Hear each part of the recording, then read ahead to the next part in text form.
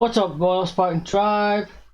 This is Royal Spartan 125 back for yet another great reaction. This is Absolute Mad Lads, Ken Allen, the Hairy Houdini. Okay, this was suggested by In Sinners Red. Don't know what to expect from this one yet. Let's jump in. I know that the theme of Mad Lads has been to focus on notable people from history whose stories are so insane, so absurd, and so mad that they're very entertaining, and as such, they earn the title of Mad Lad. Yep. But we have something a little bit different this time.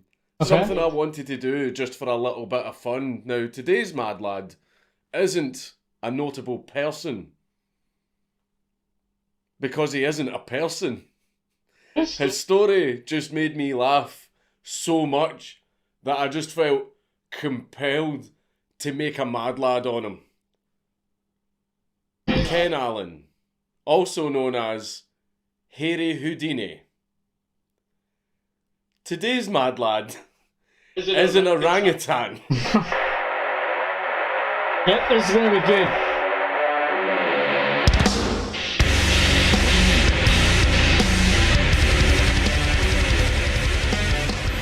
I'm down a bit for you to that bit.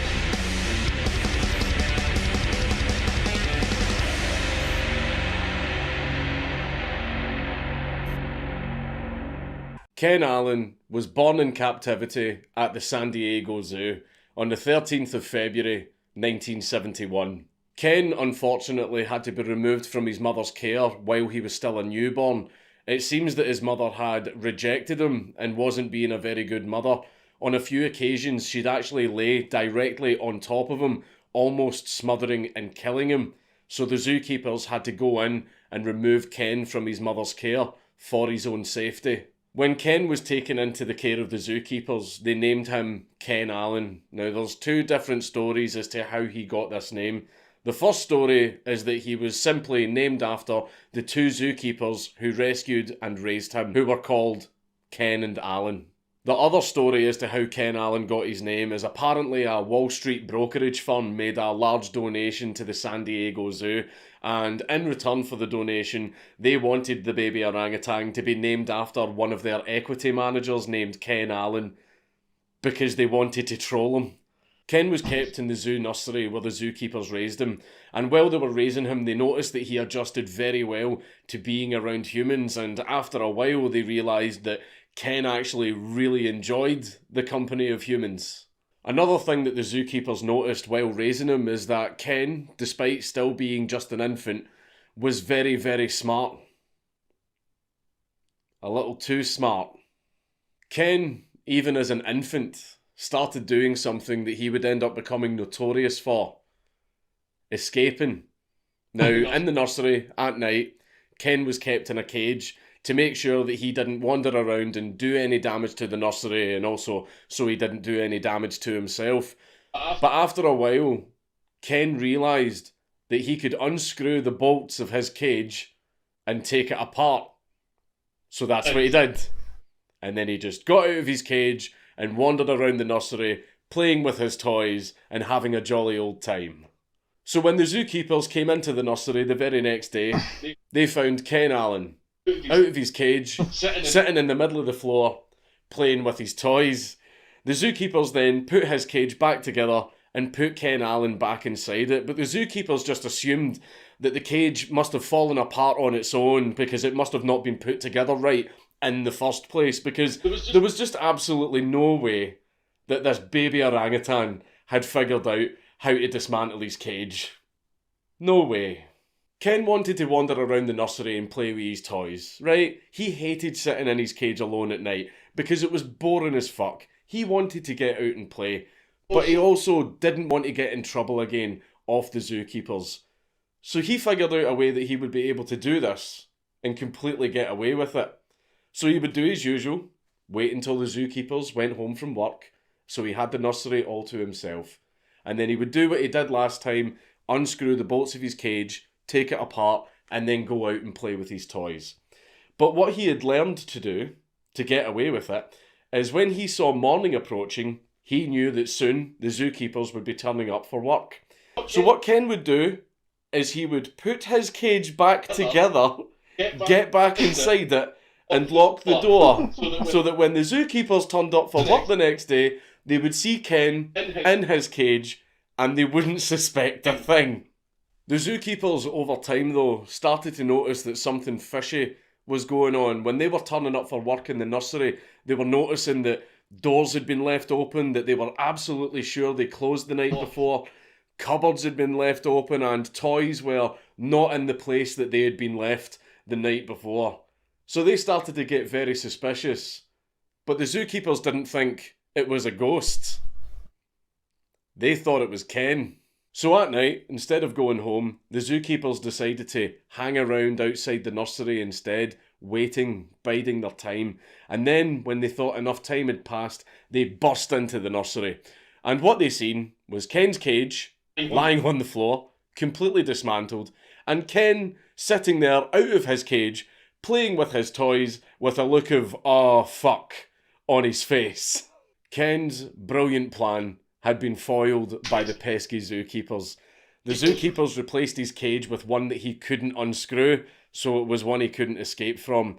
So that was the end of Ken's nighttime fun at the nursery. But it was far from the last time that Ken would escape. When Ken was old enough, he was moved out of the nursery and into the main orangutan enclosure of the zoo. It was time for him to go out into the limelight. However, he was sharing this enclosure with another male orangutan called Otis.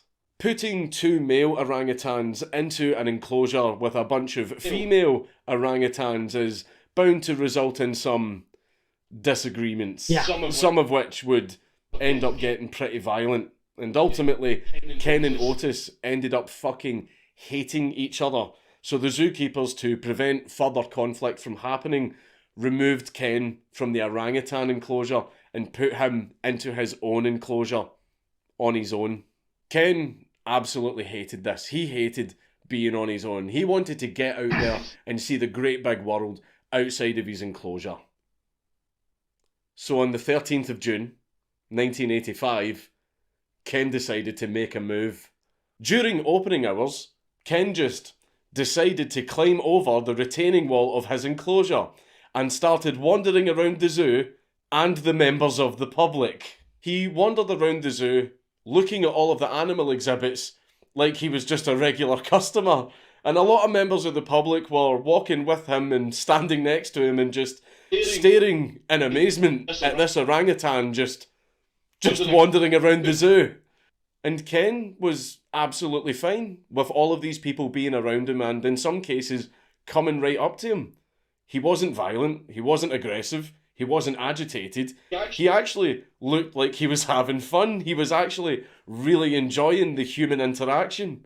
Other members of the public ran away, which is the smart thing to do.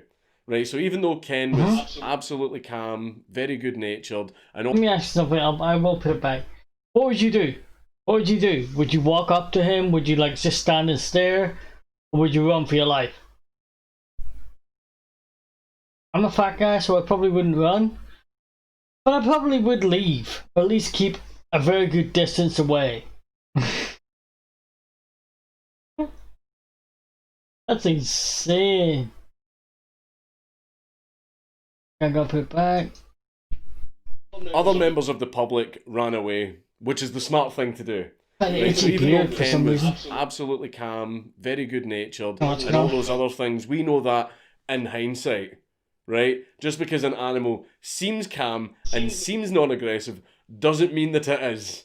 Okay, so if you ever find yourself in that situation, the smart thing to do is get the fuck out of there. Yeah. It was reported to the zookeepers that Ken had escaped his enclosure and was wandering around the zoo. So they dashed into action so that they could get in there and resolve the situation, because anything could have happened. But instead of finding panic and screaming and chaos and carnage, they instead found a bunch of members of the public standing around, watching this orangutan just minding his own fucking business, wandering around the zoo, looking at the animal exhibits and having a great day out. However, Ken didn't pay for a ticket, did he? So the zookeepers led him back to his enclosure. And Ken was absolutely fine with this. He was completely compliant and walked with the zookeepers back to his enclosure. He wasn't aggressive. He wasn't violent. In fact, he actually seemed in a very good mood because he enjoyed his little day out. Zoo management, however, were absolutely freaking out about this. They thought it was going to be a PR disaster because word had got out that an orangutan had escaped from its enclosure and was wandering around members of the public, and the media had caught wind of this and were asking the zoo a lot of questions. The zoo management were sitting going, they're going to write hit pieces, they're going to absolutely trash us, this is a PR disaster, we're going to get in so much trouble. But instead, the opposite happened. When the media wrote about the escape, they didn't write anything bad. They instead wrote about this kind, gentle, good-natured orangutan wandering around the zoo, looking at the animal exhibits and minding his own business. The media articles were actually extremely favourable and told a lovely story. So as a result, attendance at the zoo greatly increased and tons of people were coming to the zoo just to see Ken Allen. Zoo management were very happy that they dodged that bullet, but they obviously had to take measures to make sure that such an escape could not happen again. So what they did was, in the part of the enclosure where Ken was able to climb up the wall, they installed a moat to prevent Ken from reaching that wall to make sure that he couldn't climb out and escape again. Until July 29th, 1985, when Ken escaped again. And it was just the same as before. Ken wandered around members of the public, wandering around the zoo, looking at the animal exhibits. Non-violent, non-aggressive, minding his own business. On this occasion, apparently people were even coming right up to Ken to take pictures with him. And Ken just sat there and let them do it. Ken actually seemed to really be enjoying the human interaction because Ken actually liked people. But on this occasion, there was an incident. Not with any people. Ken liked people. Ken enjoyed people interacting with him. Ken is a very lovable orangutan. But there is someone that Ken doesn't love. In fact, there is someone that Ken hates. Otis. The zookeepers heard an orangutan screaming, so they ran to the scene to find out what the hell was going on. Upon arriving at the scene, they found Otis in his enclosure, beating his chest, flailing his arms around wildly and screaming at the top of his lungs. Otis was fucking mad. Otis was absolutely fucking furious. And when the zookeepers looked up to see what Otis was screaming at, they seen Ken Allen hanging over Otis's enclosure, pelting Otis with rocks. Ken was led back to his enclosure by the zookeepers. On this occasion, he again was not violent, not aggressive, but the zookeepers could see that he was a little bit agitated, probably because he was still all testosteroned up from finally getting revenge on that pussy-ass bitch, Otis. But despite that, he went back to his enclosure without further incident. The zookeepers were wondering why Ken kept doing this, and they decided maybe he's just lonely. After all, he is in that enclosure all by himself. Exactly. We need to get him some friends. So the zookeepers decided to add female orangutans to Ken's enclosure so that he had some company, and also in the hopes that getting a little bit of that orangutan puss might just take his mind off of escaping. But it didn't. Instead, what Ken was doing was teaching the female orangutans how to escape themselves. I love him. I love him so fucking much. On the 13th of August, 1985, somehow a very strong branch had managed to find its way into Ken's enclosure. Ken took the branch and passed it to a female of his named Vicky. Ken then taught Vicky how to use the branch like a crowbar to pry open one of the windows of the enclosure. What? Upon successfully prying the window out, Ken and Vicky both managed to escape. But on this occasion, they were both caught by the zookeepers the instant they got out of the enclosure. They were put back in the enclosure, the window was repaired, and the branch was confiscated. The media once again wrote about this third escape of his, and it was during this wave of media articles that one outlet called him something that would end up becoming adopted as his famous nickname, Hairy Houdini. This third public escape was once again generating a lot of good PR for the zoo. More and more people were attending the zoo, and more people were attending the zoo just to see Ken Allen. But Ken Allen, by this point, had become a little bit of a cult icon. People were turning up to the zoo wearing free Ken Allen t-shirts, and they even had free Ken Allen bumper stickers on their cars. The zoo themselves even started capitalising on this. The zoo actually started selling t-shirts that had newspaper articles about Ken Allen's escapes printed on them. Ken Allen even got his own fan club, consisting mainly of old age pensioners. They even published a monthly newsletter, and this fan club was called the Orang Gang.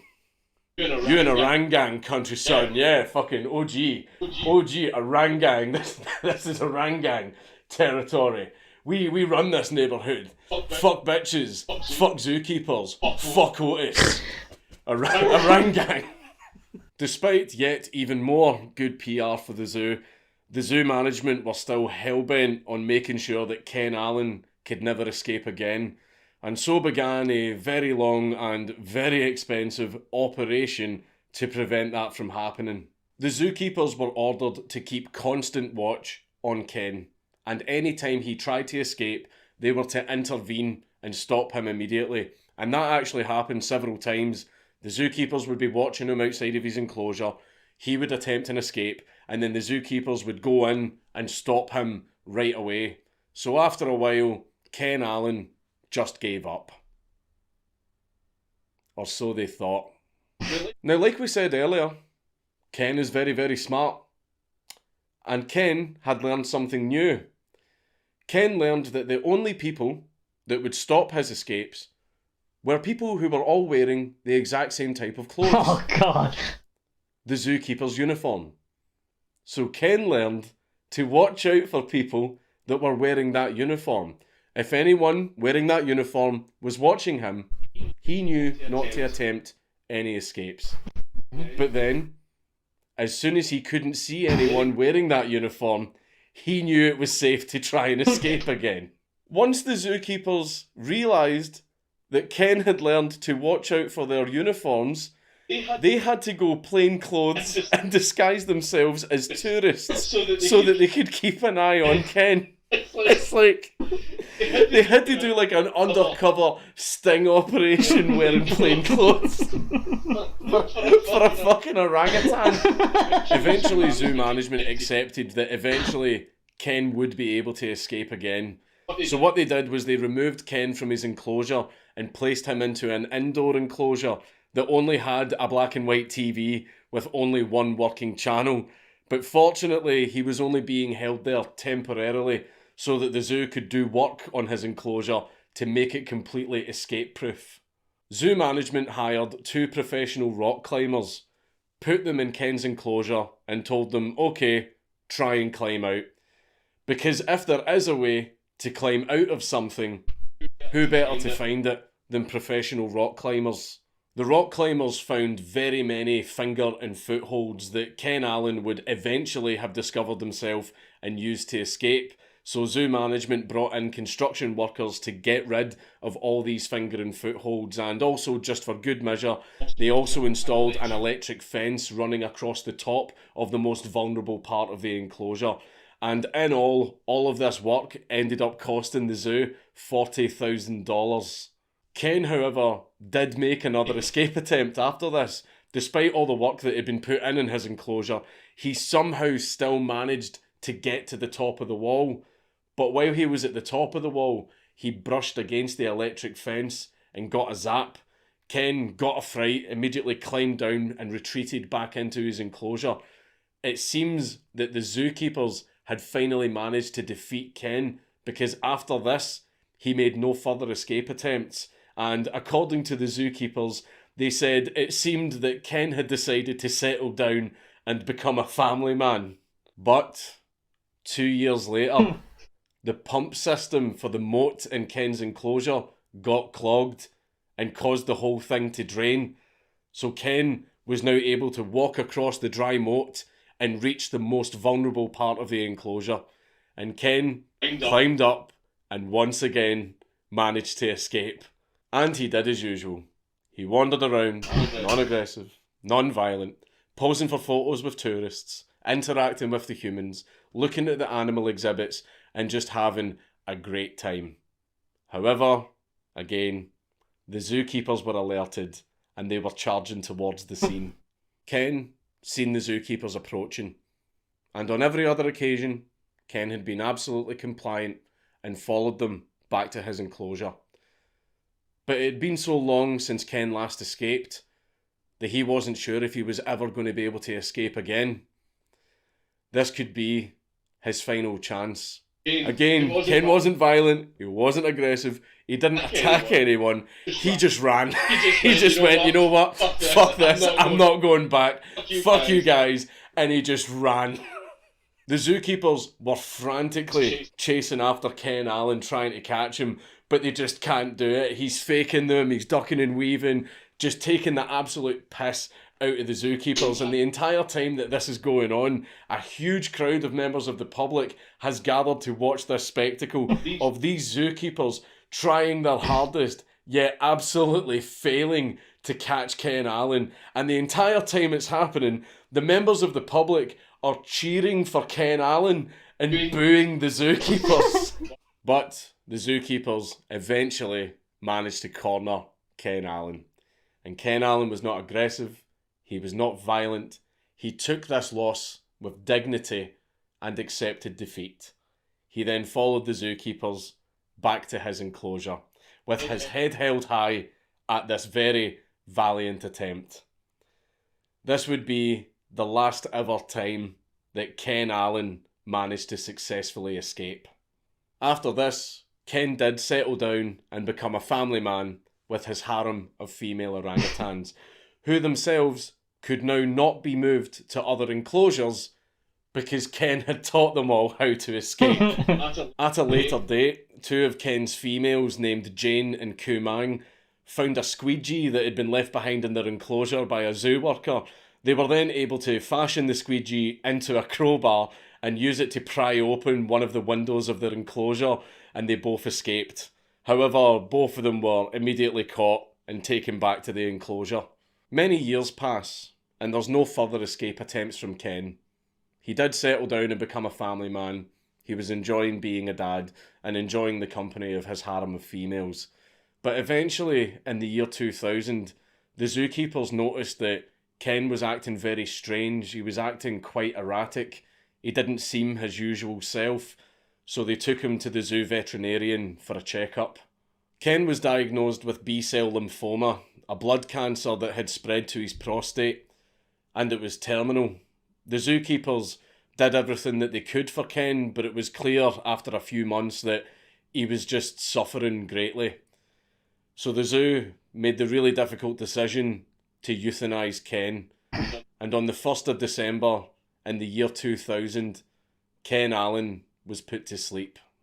In the aftermath of Ken's death, the Orangang held a candlelit vigil at his enclosure.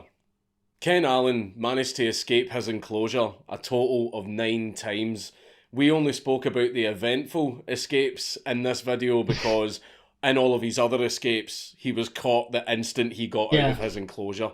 Ken Allen became a little bit of a cultural icon. There was merchandise made of him, a lot of media articles written about him, and even long after the escapes had stopped, he was still one of the most visited and most loved animals at the zoo. He was a very kind and good-natured animal. He wasn't violent, and he genuinely enjoyed the company of humans. There wasn't a bad bone in his body. Except when it came to Otis, but he's a pussy-ass bitch. Fuck Otis.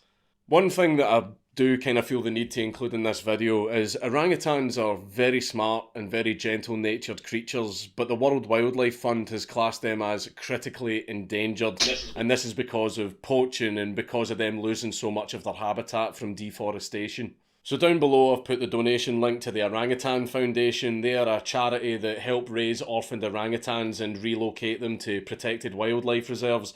They also try and prevent the deforestation of orangutan habitat. So if you guys want to help out, the donation link's down below in the description, and it'd be nice if you help out because orangutans are pretty chill. Ken Allen has been immortalised with a memorial at the San Diego Zoo, so that he can be forever remembered as the El Chapo of orangutans. Alright guys, just the end of the video. Unfortunately there was a song, but I had to remove it. Sorry about that. I'm sure you can look it up on the internet or something. But if you like my reaction, I know I didn't really do much in this one. I mean, I laughed a lot and stuff, but it wasn't really much it wasn't really controversial in a way. It's just a bit of fun, really, you know. And yeah, but if you like my reaction anyway, hit that like button, subscribe to my channel if you haven't done so already, share this video on social media because it helps me out. And until the next video, I am out of here.